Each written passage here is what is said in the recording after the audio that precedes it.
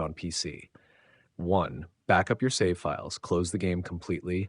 Navigate the game's save file folder. Copy your save files to another folder. Keep the backup in a safe location before making changes.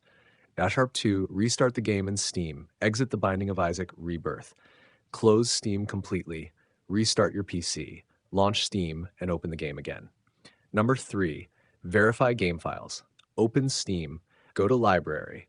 Right-click the Binding of Isaac Rebirth. Select Properties, Installed Files. Click Verify Integrity of Game Files. Wait for the verification to finish. 4. Disable Steam Cloud temporarily. Right-click the game in Steam. Open Properties. Turn off Steam Cloud. Launch the game and check if the save loads correctly. 5. Restore a backup save.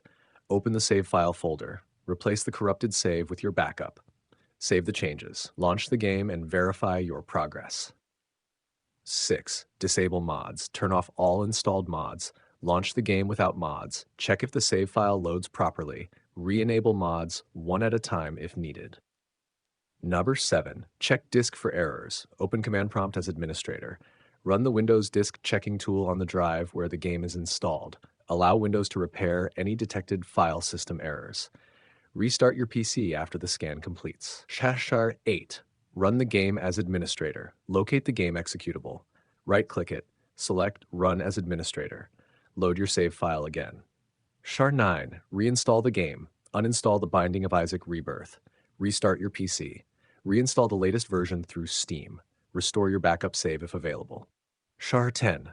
Create a new save file. Start a new game.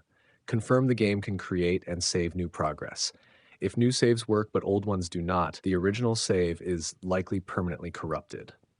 These steps can help fix the Binding of Isaac Rebirth corrupted save files, save data not loading, failed save errors, missing progress, and save game issues on Windows 10 and Windows 11 PCs.